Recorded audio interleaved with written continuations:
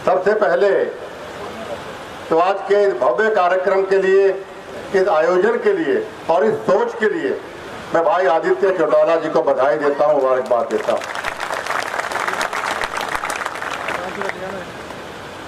ये सोच, ये धारणा और ये कार्य अपने समाज से बाहर होके किसी और समाज की सोच भी रखना, ये कोई साधारण आदमी के बस की बात नहीं।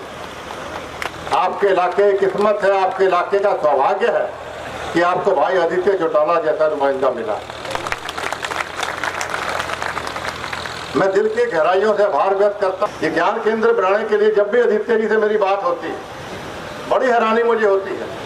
कोई भी लीडर किसी और लीडर से मिलता है तो अपने व्यक्तिगत कामों के लिए मिलता है, फिर मुख्यमंत्री को ये कह दो या मैं ये करना चाहता हूँ या मेरे लिए ये मेरे लिए हो जाए।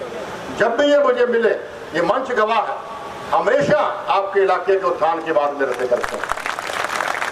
बड़ा खुश मैं होता हूँ, बड़ा फक्र मुझे महसूस होता है और मैं फक्र इस बात पे होता है कि मेरे बिश्नोई समाज के गांव भी एक ऐसे नुमाइंदे के हल्के में पड़ते हैं जो इतनी बढ़िया और पॉजिटिव सोच रखता है। इसलिए साथियों, जितनी मजबूती आप आने वाले समय में भाई आदित्य चौटाला को दोगे, उतनी मजबूती मैं समझता हूँ बिश्नोई समाज को और छत्तीस बरादरी के लोगों को मिलेगी। बाकी तो चुनाव नहीं है, चुनाव के बीच में आपके बीच में आऊंगा तो विस्तार से बताऊंगा। महिपाल ढांडा जी का तो आज के इस भव्य कार्यक्रम के लिए, इस आयोजन के लिए और इस सोच के लिए मैं भाई आदित्य चौटाला जी को बधाई देता हूं, मुबारकबाद देता हूं। ये सोच, ये धारणा और ये कार्य अपने समाज से बाहर होके किसी और समाज की सोच भी रखना, ये कोई साधारण आदमी के बस की बात नहीं। आपके इलाके की किस्मत है, आपके इलाके का सौभाग्य है कि आपको भाई आदित्य चौटाला जैसा नुमाइंदा मिला। मैं दिल की गहराइयों से आभार व्यक्त करता हूं। बहुत ही ओजस्वी नेता, बहुत ही जुझारू नेता श्री महिपाल ढांडा जी का, कि जो इतनी गर्मी में इतनी कीमती समय निकालकर कि मंत्री का एक एक मिनट कीमती होता है और इतनी दूर हमारे गंगा गांव में चल के आए हैं, इसका मैं अपनी ओर से, समाज की ओर से, गंगा गांव की ओर से दिल की गहराइयों से आभार व्यक्त करता हूं, धन्यवाद करता हूं। मुझे कागज पकड़ाया गया जिसमें बताया कि यहाँ पे ये जो श्री गुरुजम्बेश्वर उत्कृष्टता केंद्र की स्थापना हो रही है, उसमें क्या क्या बनाया जाएगा। 4 मुख्य बिंदु बताए गए, चाहे वो प्रार्थना और ध्यान हाल है, चाहे योग केंद्र है, पुस्तकालय है या नित्यम सेवा केंद्र है। साथियों, ये साधारण चीजें नहीं, एक एक चीज से हमारी आने वाली पीढ़ियों को लाभ मिलने वाला है।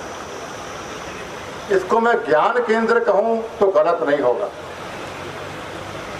इसलिए इसको सिर्फ एक बिल्डिंग समझ के हमें नहीं रहना, जब बिल्डिंग तैयार हो जाए इसका लाभ हमें लेना है, ताकि हमारी आने वाली पीढ़ियों के लिए, हमारे आने वाली नस्लों का उद्धार हो सके। यही सोच लेके चौधरी भजन लाल जी ने भी, जैसा अभी नरसिंह जी बता रहे थे, गुरुजम्बेश्वर यूनिवर्सिटी के नौजवानों को मैं बताना चाहता हूँ कि गुरुजम्बेश्वर यूनिवर्सिटी की स्थापना स्वर्गीय युग पुरुष बिश्नोई रतन चौधरी भजन लाल जी ने की।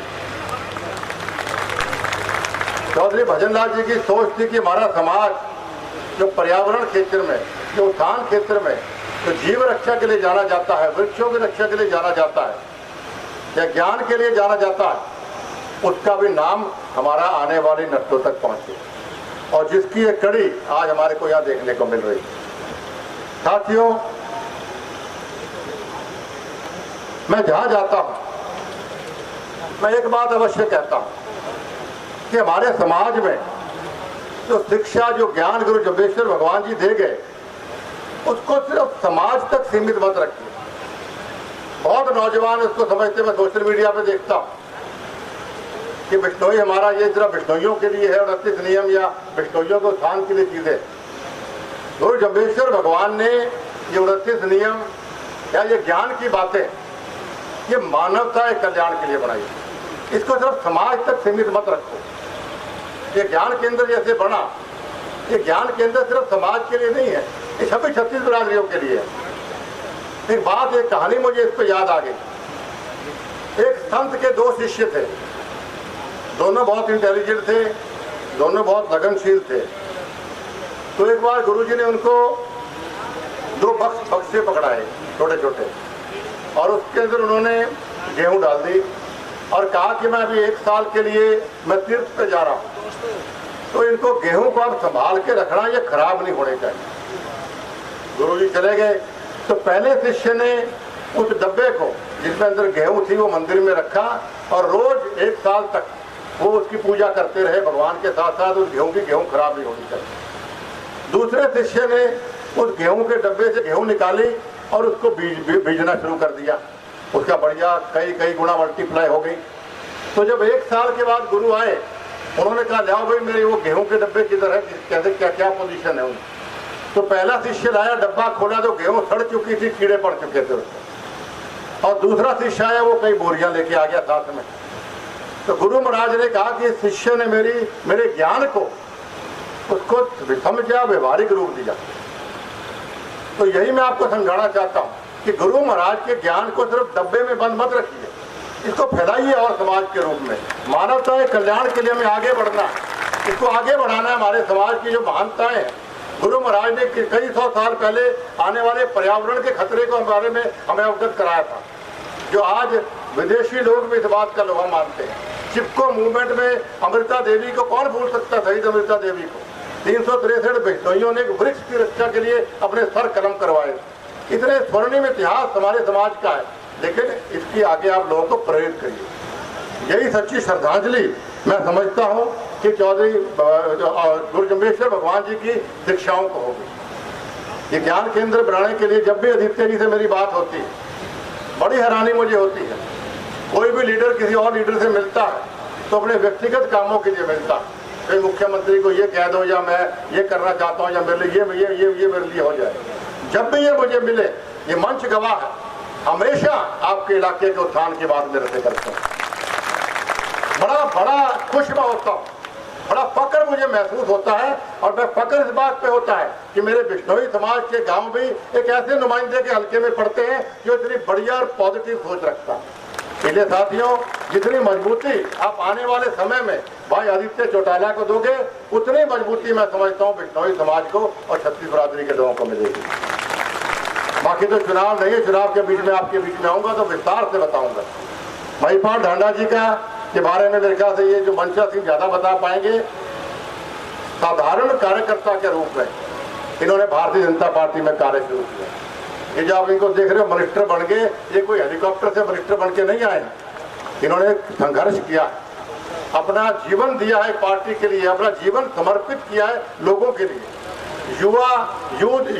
इनका युवा मोर्चा के साधारण कार्यकर्ता से लेकर युवा मोर्चा के अध्यक्ष, फिर ये अलग अलग पदों पर रहकर पार्टी की सेवा की, तब जाकर यहाँ पर पहुंचे।